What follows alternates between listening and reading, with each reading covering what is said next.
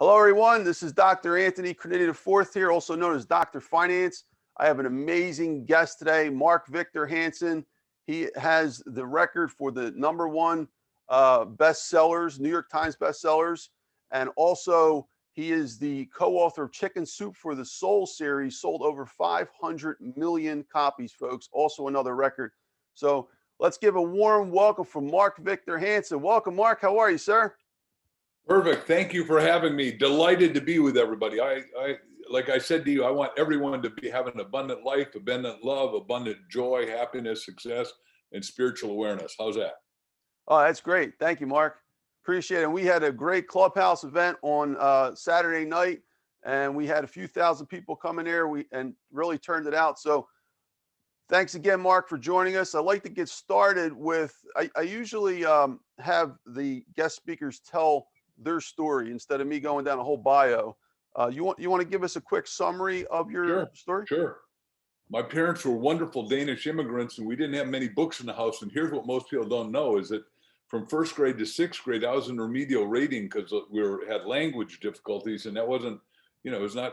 My parents didn't do anything wrong. They were loving, wonderful to their 4 boys, no girls, and but they just didn't have books. It wasn't part of it. My dad came to America at 14 because he'd put on my uncle Sven, 14 years older than my dad, put on a black van. We took all the Jews into Denmark, and Hitler put $100,000 hit on every family member. So my uncle Sven come up to my dad Paul and said, kissed his cheeks and said, "Here's a $100 bill and the passport. You're out of here. I'll never see you again, probably because Hitler's going to kill all of us if I don't get you out of here at least." Uncle Sven did live. He lived to 105 years old, as it turned out. We got longevity in the family. Anyhow, so to become world's best-selling author and having sold 500 million books with a goal of 1 billion, I now see that the reason Jack and I got, I joked that we got turned down 144 times, which is true.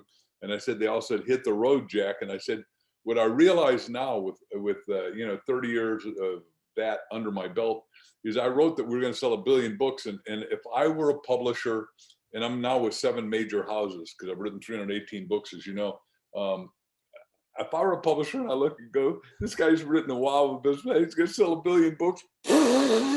This guy's really cuckoo, right? And unfortunately, they all lost a lot of money because they all fired us, and our agent fired us and said, this is never going to sell. It cost them at least $15 million in lost commission, which is too bad. But, Jack and I had to sell it ourselves. So we sold it. We overcame the adversity. Every one of us has got adversity. We're all going to have to overcome it. And it's amazing. So I'm just thankful to be in your show because the guarantee is that we're in the University of Life, and the University of Life is challenging because it's here for your soul, spiritual, mental, and emotional growth. Thank you, Mark. I appreciate that. So let's step back. Where were you? So obviously you said Danish American descent. Where are you originally from? I was born in a little city called Waukegan, Illinois, outside of Chicago.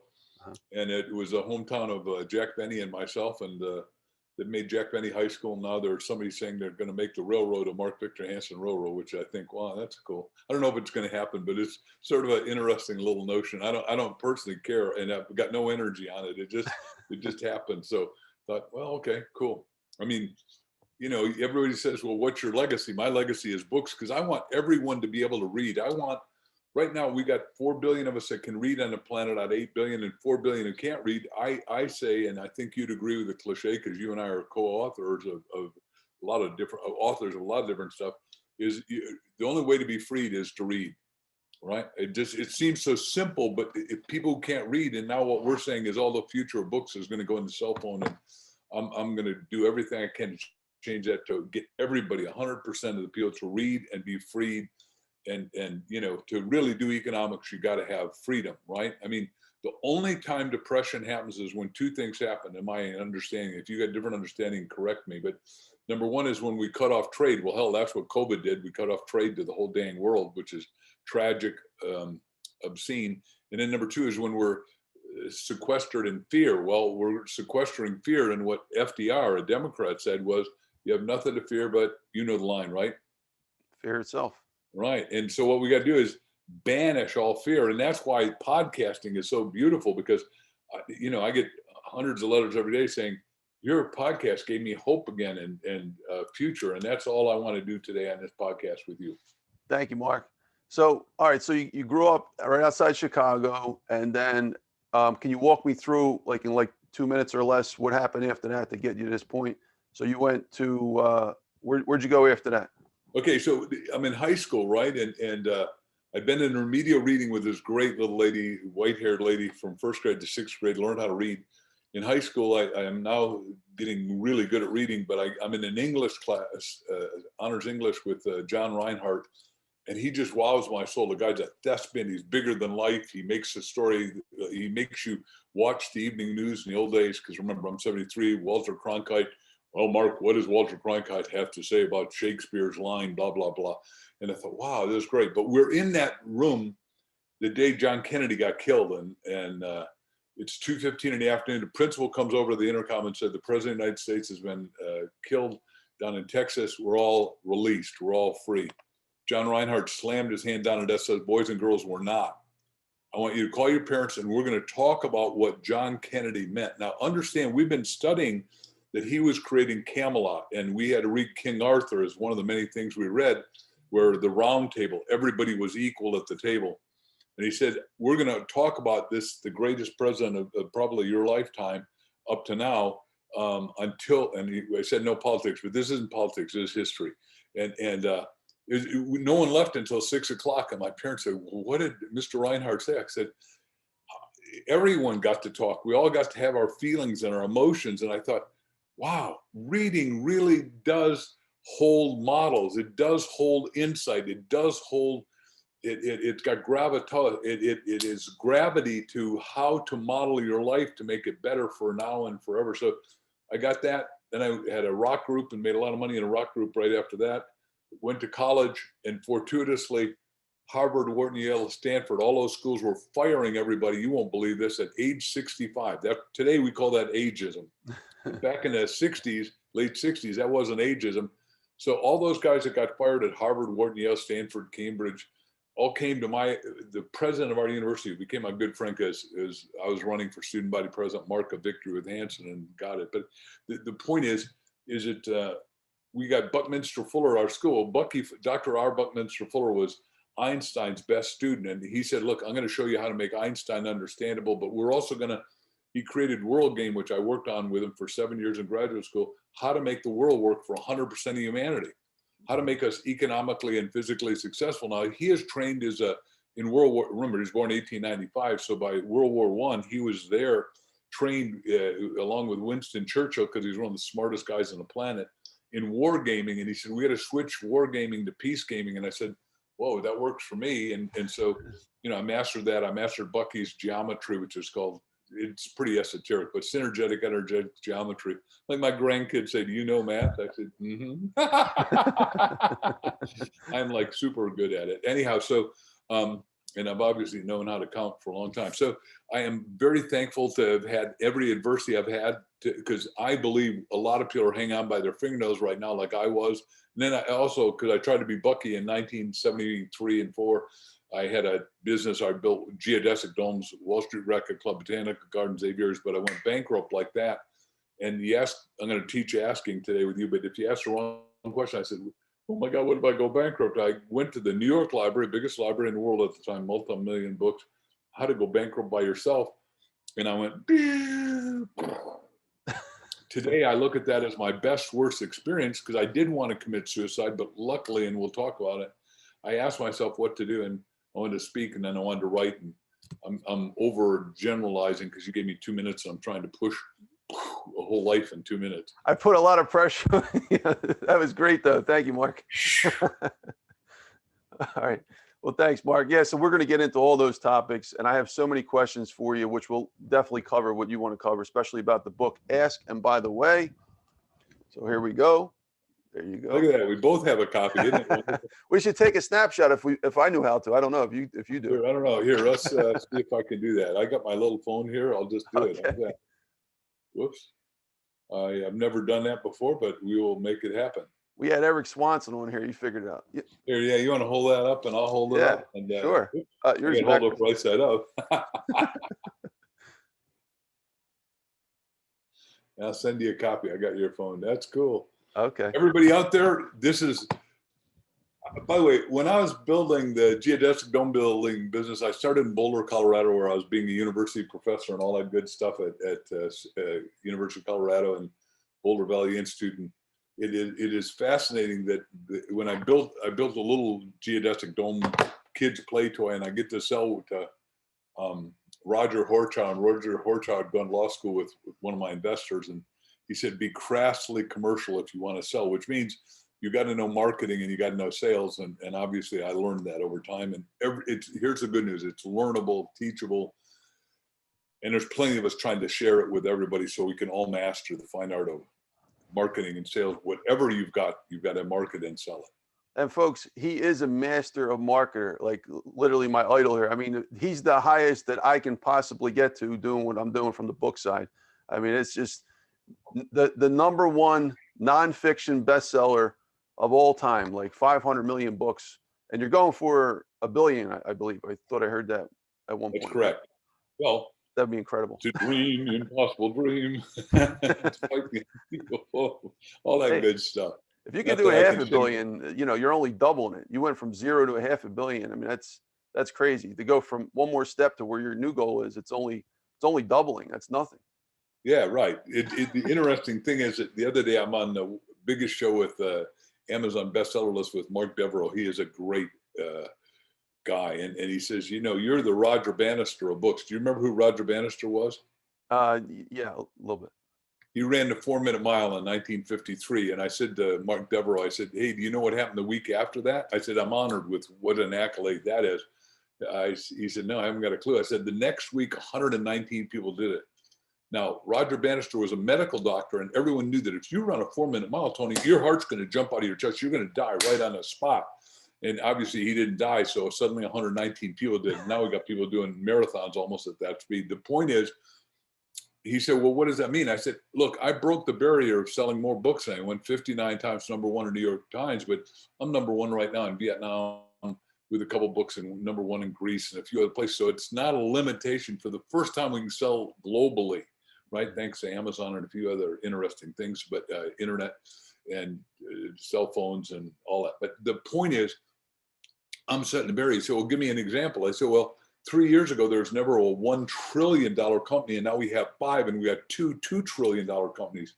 He said, "Oh my gosh, I never looked at it that way." I said, "Yeah, because these people that are complaining that say I'm hogging the list at New York Times or whatever, or USA Today, they're silly, because all I'm doing is I am the way shower. I am what our book Ask is all about, is you ask yourself, what are your full potentials to get to your destiny? Because each of us has a destiny. And my destiny, because I wrote it back when I was bankrupt, to become the world's best-selling author. I was either kill myself or become the world's best-selling author. So I said, I'll become the world's best-selling author.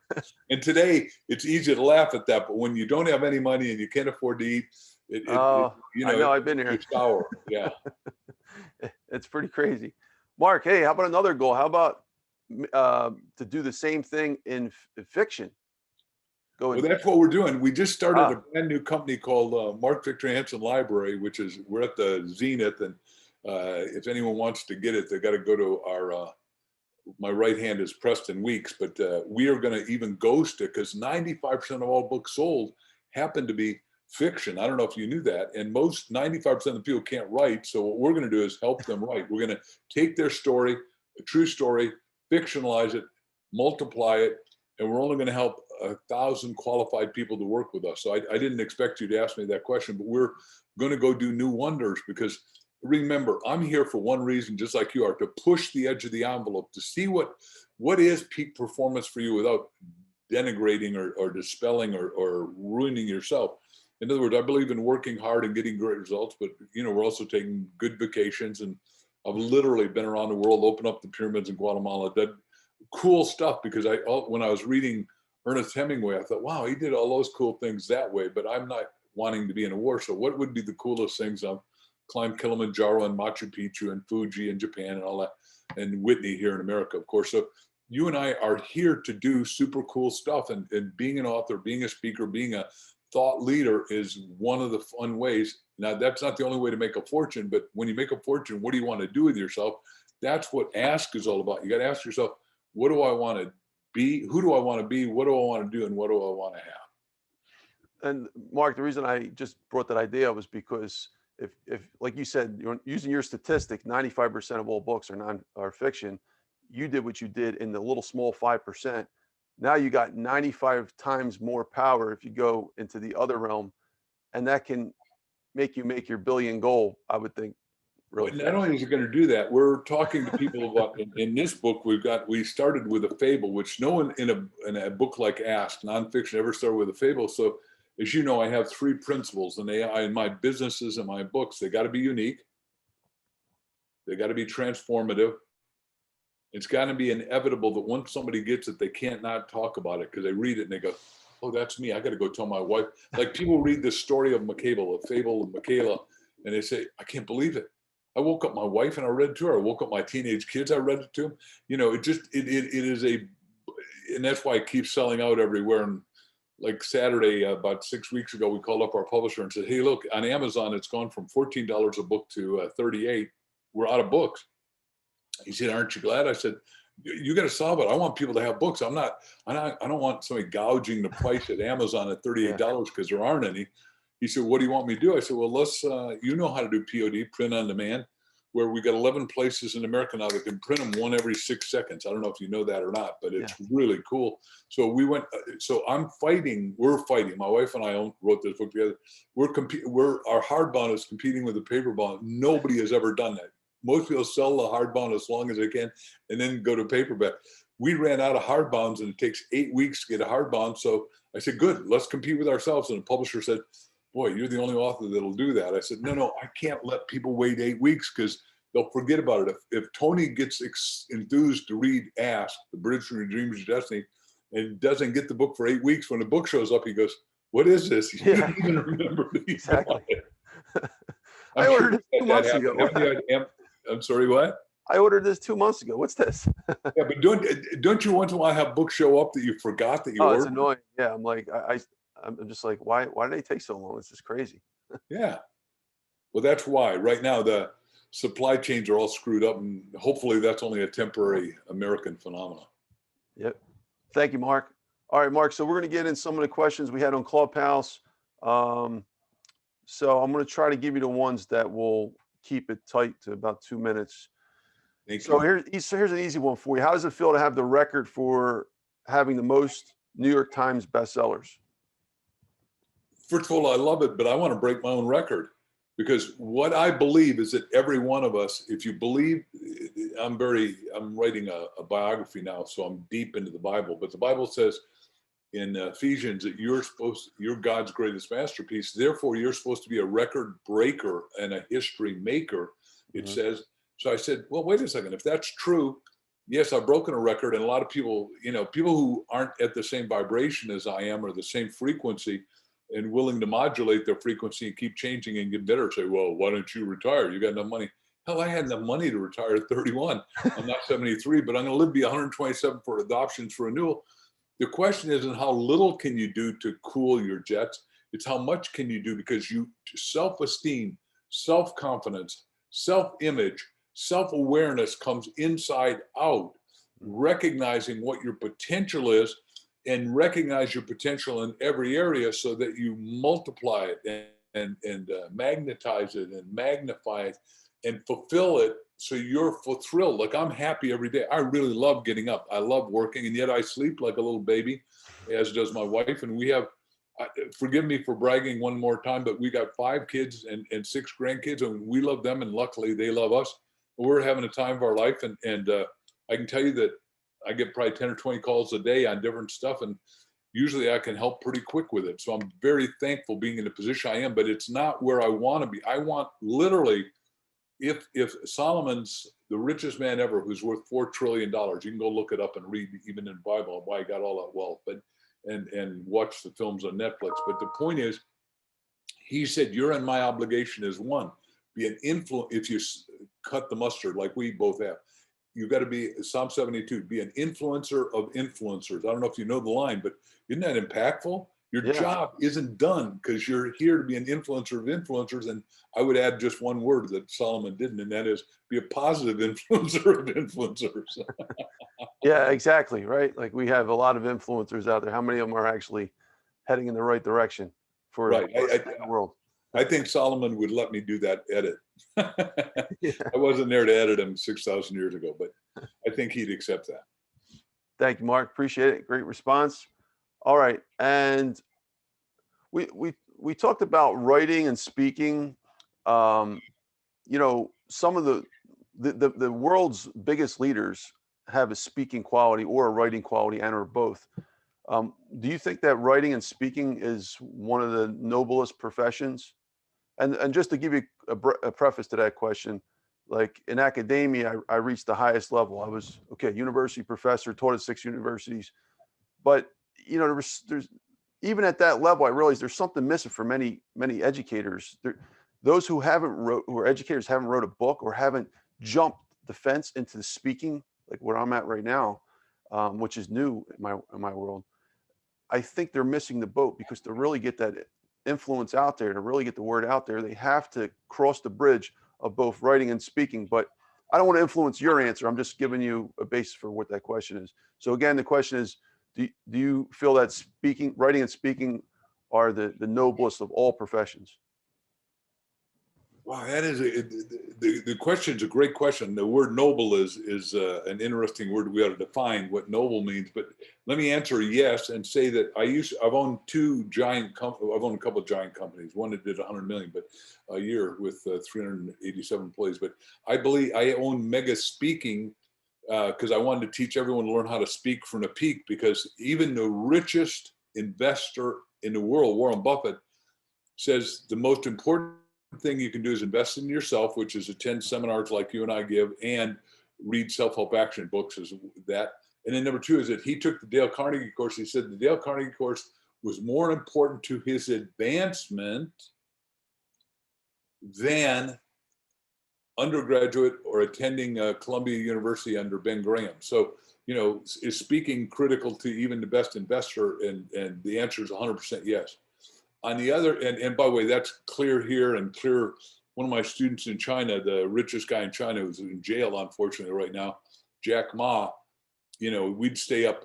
I'd do seminars like 12 to 20,000 people in Shanghai or something. And then we'd stay up until 2 or 3 o'clock. I and my Dr. David Chu, my promoter, who's had me in China 80 times up until 4 years ago, when they went from capitalistically communistic to Maoistic communism, which is dreadful. Anyhow, and I said no politics, but the other part is, does everyone have to write? Yeah, 100% of us have to write. And we got a book coming out right now. We're doing all these little specialty books that are life-changing in the Speed Write series.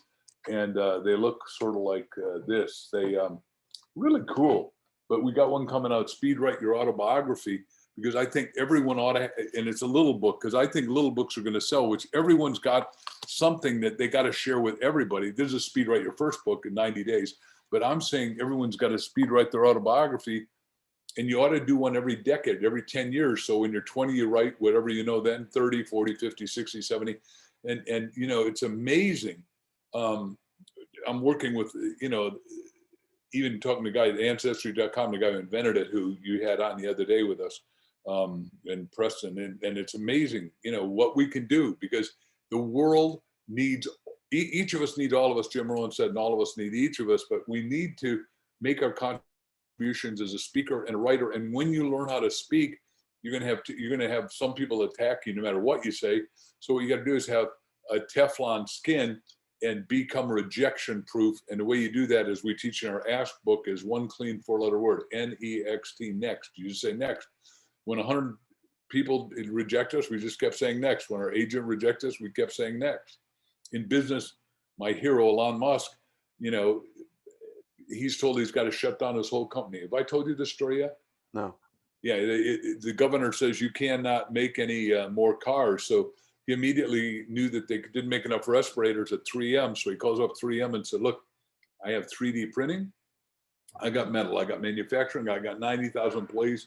I'll split 50-50 with you, let me make it. Well, here's what he did. Well, everybody else in the auto business was shut down because of COVID silliness, right? Because we can cure it with ivermectin and hydrochloroquine and all that. And I'm not a medical doctor, but you can go do your own work and see it. And it worked for me. When I got COVID, I took those two things and cleared it up. Because anyhow, the point is is that he built 90,000 cars, became the richest man in the world. And then once he did that, because it all comes back to this book, is you ask questions, everyone's going to have roadblocks. We're teaching 7 roadblocks in the thing. Musk sees him, he goes over, under, around, or through him. He says, yeah, well, I'll just keep making the cars and then I'll solve the problem. But he said, when he made the car, he said, I need a lighter battery. So he invented a battery made out of graphene. It's as little as your thumbnail. And he bought a $100 million company. I think it was called Maxwell. And he said, wait a second, if I got a light enough, I can change the whole aviation business. And he's now making airplanes. I don't know if you know that or not. And so by the way, there's compounding change, because he is not an auto company. He is not even a transportation company. He is an AI company, that artificial intelligence company that keeps thinking. And he's the biggest in robotics and cobotics, collaborative robots. And that's why we're in, equivalently, Tony, the most exciting time in history, because if you learn how to ask bigger, better, stronger, more wonderful questions, when you ask a question, you get a solution, a revelation, an illumination, an insight, and you get to move forward on your path. Everyone's got a path, but we go, oh, my wife will say no to that. My husband will say no. The governor will say no. Hell no, nobody can say. There's only 2 opinions that matter of you. Your opinion of you at the deeper soul level, and God's opinion of you. That's it. No other opinion matters. That's great. And you an answer? No, that was good. I didn't know Elon Musk was your mentors. We're going to talk about mentors in just a second. Well, not mentors, but one of your idols. Yeah. Well, everyone, you become like your heroes, so you got to make sure you got good heroes. Yeah, absolutely. The best hero you can have is yourself. That's the real key. But how do you mold yourself into heroicness? Because back to your thing about noble, I'm going to put noble equal to heroic. Would you agree with that? I don't know that that's true, but I'm going to put it there. Yeah, I mean, noble is like the highest, the most impactful. Yeah, there you go. I would think. There's a lot of different ways to define it. Thank you, Mark. Awesome. I'm going to skip some of the questions we asked. I want to make this a little bit different in the Clubhouse event. But one thing I do want to ask you about, maybe a minute or less, what is more important, being street smart or book smart? Okay, I hear your question, but I'm going to change the question. If you've got it available to academics, get it. Although you got guys like Peter Thiel, who's the smartest guy at Stanford, and a guy who's having a major effect in my life in some different ways, and was Elon Musk's partner in starting in PayPal and still his partner. I don't know if you know that or not, but Peter Thiel says, I'll pay kids $100,000 not to get an academic education, which is, you and I both have a PhD, so it's a little different, and I got 10 honorary doctorates. But let's go to the second part. More importantly, when I went bankrupt, self-help action books, like the books I write, like Think and Grow Rich, like Neville's Resurrection, like James Allen, As a Man Thinketh. There's so many of them. And Charlie Tremendous Jones narrated all of them and all that. And so does a guy named Brian Scott now on YouTube. So those self-help action books get you to ask the right questions, think the right thoughts, meet the right people, and get the right results, because all of us are born over-endowed with 18 billion brain cells. But you got to be reading uplifting stuff so you make the right and shut off all the negative media, right? So consciousness is imploding positively, subconscious going out into super conscious, which has the answer. And then if you're really going to high levels, you go to God consciousness, because what we teach and ask is you got to ask yourself, 3 channels, ask others and ask God. That's all there are. So we're saying, let's go to the highest level you can, and we can teach how to do that if you're open to it.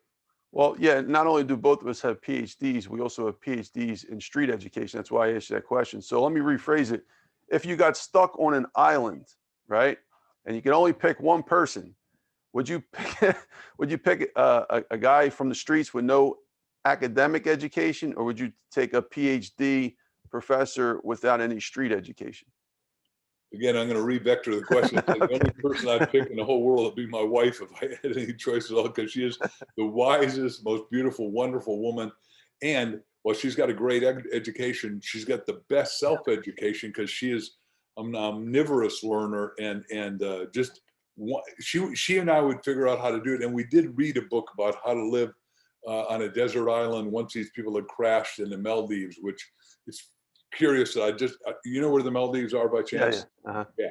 Most people don't, but I lived in India, and below the Maldives or below India, and they go 1,500 miles, sort of like the Hawaiian Islands are the same length. And I might pronounce the word wrong. You lived on there, Mark? You said What? you lived on the Maldives? Yeah, for a while. Yeah, I wrote 101 books when I was living in the Maldives for a short time. Wow, It that's just, cool. because you're supposed to have, remember, you're supposed to have an extraordinary life and extraordinary time. Yeah. Why not live in all the beautiful places on the planet? I mean, remember, now metaphorically, we live in the Garden of Eden. And the question is are you living in a garbage hole? And you and I talked about the problems in Philadelphia. And after I talked to you, I saw it on TV, and it's, somebody isn't thinking, because here's the deal. People who don't know any better says, well, what we're going to do is we're going to give away all the wealth of the world, make it distributed. It'll go back to the rich people, because money goes to state of mind. State of mind creates state of result. So the people living in poverty in Philadelphia, New York, and Chicago, and LA, or India, in Mumbai, they're all the same problem. It's their state of mind that creates the grovel. So if you took all the people, back when I was going to church in Harlem with Reverend Ike, the book I'm writing on his biography, he'd say you take all the money in New York, the richest people, and you give it to all the people in Harlem, and they move into the mansions on Fifth Avenue and on 80s. What happens is, in 1 month, they'd all be ghettos, because they got a ghetto in the mind. Does that make sense? Absolutely. If you get a ghetto in the mind, you get a ghetto in your experience. That's why I'm saying you've got to read self-help action books. You've got to read this. My wife and I read this book about an island, and we both read it at the same time, and then we talked about it, saying, well, what would happen if we got stuck in an island, like the plane did crash in the Maldives, and no one could see it, because there's, whatever number I give you is made up, but 9,000 Maldivian islands. I think that was the number. If it's not, I apologize. That's a great answer. And by the way, that's a really great answer. You went one step beyond what I was thinking. You're like, hey, if I get to get stuck with anybody, it's my wife. Why not? It just makes more sense. Well, by the way, I really believe in male and female, and we bond. We're two souls with one major heart, and I thought I wanted to marry just my soulmate, but actually we're at a higher level. When two candles are lit and you put them together, it jumps eightfold. It's exponential, and we are what's called twin flames. So we can finish each other's thoughts, and we know where we're going, and we're in total harmony, because the goal in life is to be in mental, spiritual, and emotional and physical coherence, and we are. And most people are not. And it's because they didn't know that was the model to do. And can I go deep on that? Sure. I'm just respecting your time. You say you got to be out of here in 20 minutes? When I was divorced long ago, it was tragic and painful, but I wrote down the impossible. I asked myself, what do I want? I want these values, these qualities, these virtues, these characteristics. I wrote down 267 things I needed in my ideal wife. All impossible. Like, we had to have the same values. We both had to want to travel. If we had kids, because we were a little older, our kids had to get along with each other. I never told Crystal until after we got married that she was 267 out of 267. And I say, look, when you ask yourself what goals you want, you got to write them down, be specific, because most people at 16 years old, you say, I want him to be tall, dark, and handsome, or I want a hot babe. Those are nice, but they're superficial, right? And I'm saying, look, why not go deep? Find out what it is you really want in your heart of hearts and your soul of souls, and then go manifest it. Wow, that's beautiful. I'm glad we got this on recording, because I'm going to have to listen to that again. Here, I'll show you. By the way, I did Chicken Soup for the Soul. This is the 20th anniversary issue, so people want to know. But the first story is our love story, and it lists all the 267 goals that I wrote in this love story. I mean, we had to want to have sacred experience. We got to be bright-eyed. We got to be eager to learn forever. We want to serve. We want to have positive mental attitude, socially adept. That's interesting. Extraordinary. Proud to be with me, and vice versa. A great design sense, personally, professionally, and for our home interior. Be a great dresser, bold and beautiful. Live with ease, grace, and spiritual dignity, adoring. We give each other totally and completely to each other the works of our own well-beingness. We mutually agree upon all of our boundaries. We truly become each other's best and closest friends, and have absolute loyalty. I mean, most people, well, if you ask most people, what's your value in your marriage? You go, I don't know. Never thought about it. But I don't like that SOB watching TV all day. Wait a second. That's a value. But did you ever write down the positive value? Because you know the negative value, you don't want to be an alcoholic. And I wrote that. She can't be an alcoholic. She can't smoke. She can't, do drugs. I mean, that doesn't fit my boundaries. In other words, like when Jack and I wrote Chicken Soup, we said, here's the highway, here's the curbs. Here we created 7 things. It's got to cause instantaneous behavioral change. Remember, I said inevitable. It's got to cause goosebumps, God bumps, silly bumps. Anyhow, the point is, most of us haven't asked the questions, and that's why we wrote this book. So we want everyone to get a copy of Ask, and right now it keeps selling out, so you might have to wait a day or two. Go over it with whoever the significant other is, your spouse or spouse equivalent, your church, temple, ashram partner, your business partner, your mastermind partner, whomever that is, and go over every question, and you will have an immediate, wondrous revelation, transformation, illumination, and your life will get zoomingly upward and you'll be happy. And I say that because one of my friends committed suicide a couple of days ago, and that's the bad news. And, I wish he'd called me because I would talk to him. He had some things go wrong and I didn't know.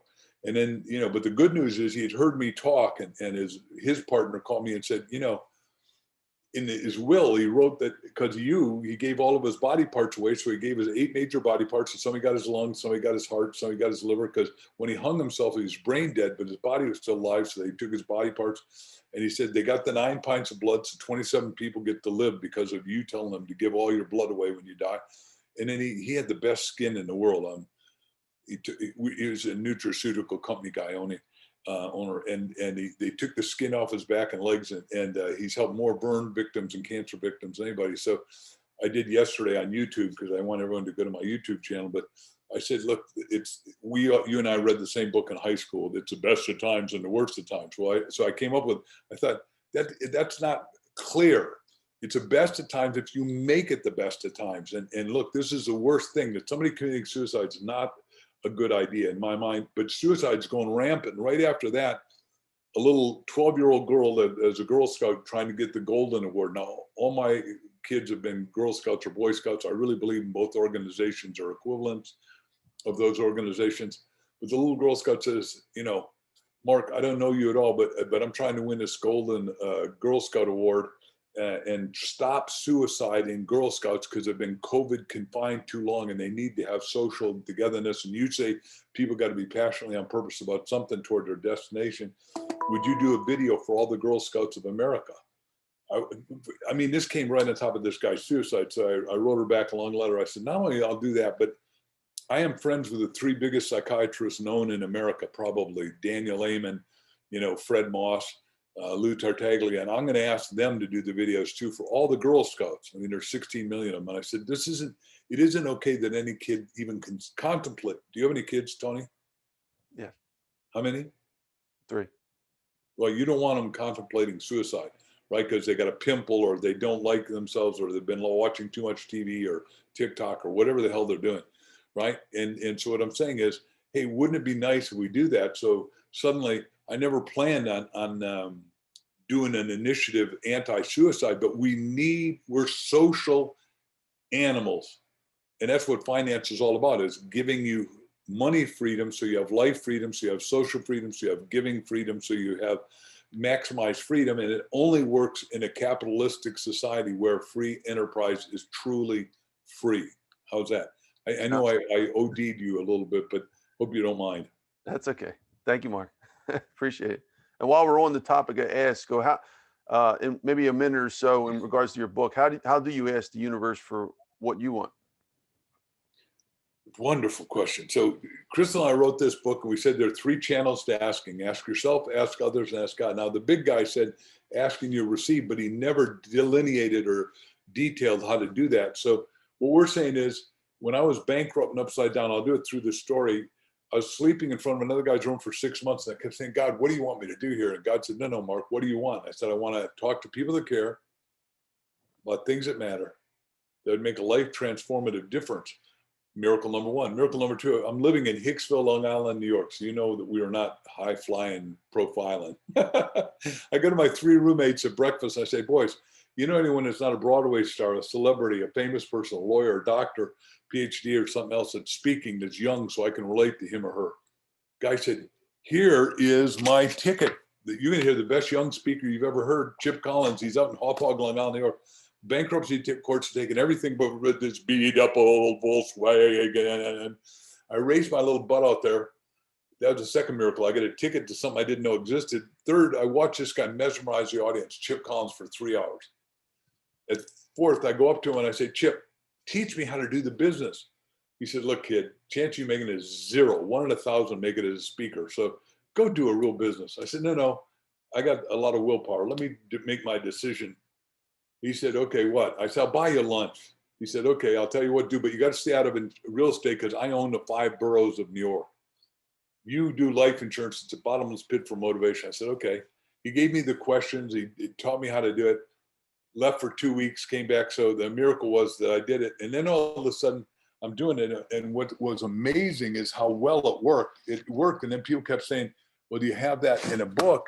And, my first book was called Stand Up, Speak Out and Win. I to little audiences of 6, 10 or 12, I was selling the book. I said, this is this book, but that was Stand Up, Speak Out and Win. I said, this isn't a national bestseller. It's not a New York Times bestseller, but it's my bestseller. And I want to sign to you, your wife, your kids, and your dog if you have one. And they all laughed, thought it was funny, but they gave me $10. I sold 20,000 copies at $10 each. That's $200,000. I thought I died and gone to heaven. Went out and bought me a brand new Chrysler Cordova car. Now remember, I'm bankrupt, so I had to buy cash. So it was like beyond amazing what you can do when you're passionately on purpose. So what did I do? I asked God. And how does somebody ask God? They go, God, what's your destiny for me? God, what's your destiny for me? God, what's your destiny for me? 400 times, push back sleep and ask. But make sure you've got pen and paper next to the bed, because in the middle of the night, God will wake you up and give you the answer. But you got to write down. You can't say, I'll remember it tomorrow. All of us have said that and it doesn't work. You've got to get your little butt out of bed and tell your sweetiekins, hey, I listen to Mark, and some people think he's a whack job, but he's a pretty successful whack job. So let me just pretend that I'm going to get up like he did at 2:58 in the morning, and I'm going to have the answer, and I'm going to write it out in detail. And it's only going to have to happen once, and then we'll be successful, and we'll go on our merry way toward our destination. Isn't that cool? Absolutely. And I like the way you say passionately on purpose. I mean, that phrase really sums up a lot about successful people, right? So yeah, you got to have a magnificent obsession. Like your magnificent obsession is not only speaking at the university, but now speaking to the world, and the world needs you. Understand, the world looks to Americans. That's why I've spoken in 80 countries around the world. And my goal is speaking all 228 countries before I transition when it's safe and open. But I would grail you to the same idea, because the world needs to hear from, like, well, on your podcast, we had that guy from the Caribbean say, Mark, I've been listening to you forever, and I need you to come down, where it was, St. Lucia, I think. But the point is, there's a lot of beautiful little Caribbean islands. I've been to most of them, but I haven't spoken at them. I'll just visit them. Well, heck, I'd like to go. You and I can make a tremendous, influential difference. And everybody listening, I want, by reflected glory of this podcast we're doing together, to catch the message that they're here to do something meaningful, impactful, important, difference-making, legacy-leaving, history-breaking, and history-making. How's that? that sounds great. I love it. Thanks, Mark. I'll drink to that, my green juice in the morning, a little chlorophyll. Oh, that's nice. All right, Mark. So I have so many questions. You know what? I'm just going to pick maybe a few more, and then we'll go to the standard questions. And I'm going to save it because this gives us reason for you to come back another time, because I know that you got to be somewhere. So let me, let's see. All right. So just to summarize your book. So you have 318 books and 59 New York Times bestsellers. Is that right? Yeah. Okay. All right. So why do you publish so many books at once?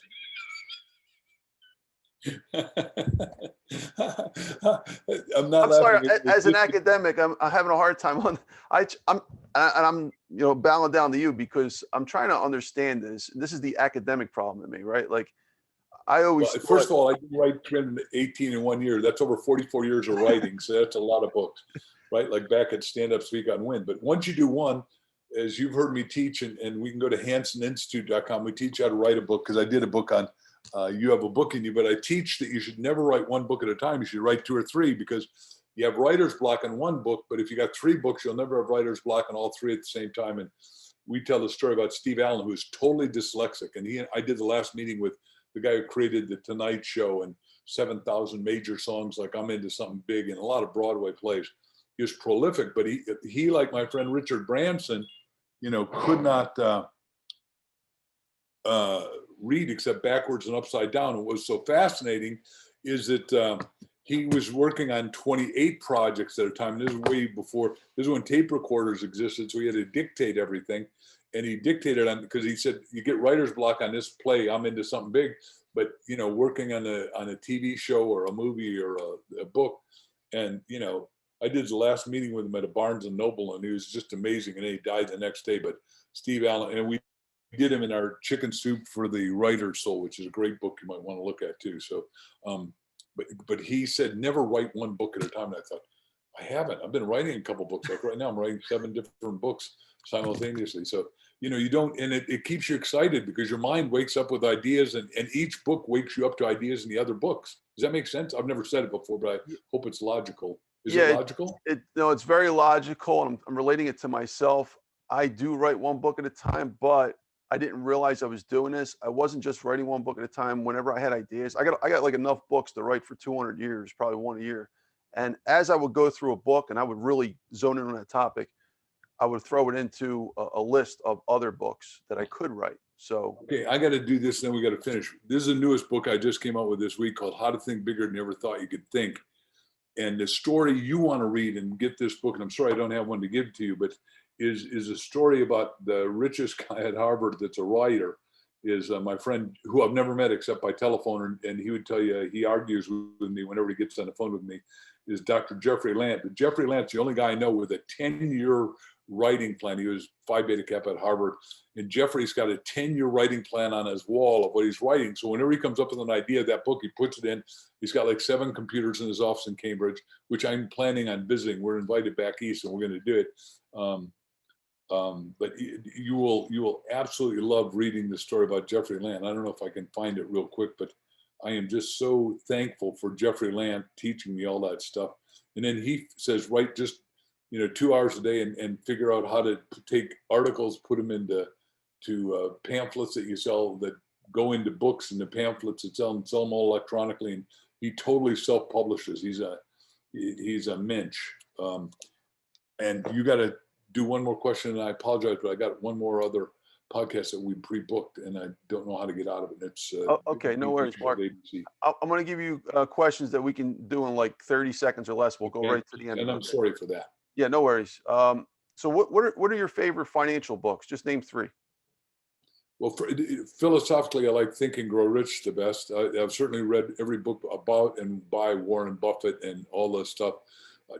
The finance guy you wouldn't think of as a finance guy. I read the big book on Musk, and I've read all the articles and ancillary stuff on Musk right now, just because I think he is the leading edge. I teach in leadership, you're leading edge, cutting edge, dull edge, or trailing edge. He is the most leading edge thinker ever. I mean, and the other guy would be Abundance by Dr. Peter Diamandis, and his partner at Singularity University is Ray Kurzweil. So those guys are pushing the edge of the envelope, because Diamandis is the Bucky Fuller of the day. They're saying, hey, look, we can have fundamental abundance for all of us, but we got to change our thinking. We got to see the trouble with all politics. I said, we're not doing politics except as theory here, is they teach scarcity, and all economics is based on scarcity. But God is fundamental abundance. God is infinite. So if we go to a different sort of economics, go to infinite economics, infinite thinking, infinite possibility, infinite solutions, then we make enough for all 8 billion on the planet. And when you have enough of everything good, the population will stabilize. So we don't need to kill anyone like some people are recommending, or we don't have too many people. We can handle 12 billion people if we design right for 12 billion. We haven't designed right. New York and Philadelphia are designed wrong. And Montreal, Canada has got little streets that were made for carts. They weren't made for cars. I mean, I love the place, but it wasn't designed right. And can we redesign it? The answer is 100% yes. Thank you, Mark. Appreciate it. All right. By the way, I got to talk to you offline. I came up with a concept in my last book called Universonomics. I think it's exactly what you're saying. Perfect. I'd like to see it. All right. Do we need money to survive? Yes or no? Absolutely yes. And Okay. you need lots of it. You need abundance of it, surplus of it, which is what I teach and create and want everybody to have. All right. Is finance necessary for everyone? Totally. Everyone's got to know the law of 72. And by the way, here's the heartbreaker. I hired a lot of MBAs. And the first question I asked, do you know the law of 72? And most of them didn't know it. I go, what in the hell did they teach you guys? Okay, and next question. How important is having a purpose in business, and what is your purpose? 30 seconds. Purpose is like having a rudder on a boat. If you don't have a rudder, the boat doesn't go and it drifts. If you have a purpose, your rudder will take you into port, out of port, or around the world, all the way across the ocean like Christopher Columbus or Marco Polo on the other part of the world. And what is your purpose? My passion purpose is right now I'm taking over the mantle for Bucky Fuller to make the world work for 100% of humanity, which I'm en route to do, because what I'm doing with the book business is Plato, who is I'm pretty much a Platonic scholar, said you change, whoever controls the narrative controls the world. So I'm going to control the narrative with the Mark Victor Hansen library. We're going to help a lot of people with positive thinking and like your universal economics law, which is just wonderful. But I don't want it to be a giveaway. They got to earn it or they don't have self-esteem. Thank you, Mark. 2 more questions, 30 seconds or less, and we'll make time. What would you like to accomplish in the next 10 years or so, and why? I want to finish selling 1 billion books and house on house, feed on fed, and make it work. And I've got to say goodnight. Oh, okay. All right. Well, thank you, sir. I appreciate you being here. And let me wrap up real quick. So thank you, everyone. This is Dr. Finance Live podcast with Mark Victor Hansen. And please feel free to follow Mark. And thank you so much. Okay. So you can also find the information on the window here, drfinance.info, and follow Mark on his website as well. So thank you, everyone. We look forward to our next episode coming up pretty soon on Thursday. Thank you, and have a great day. Bye-bye now.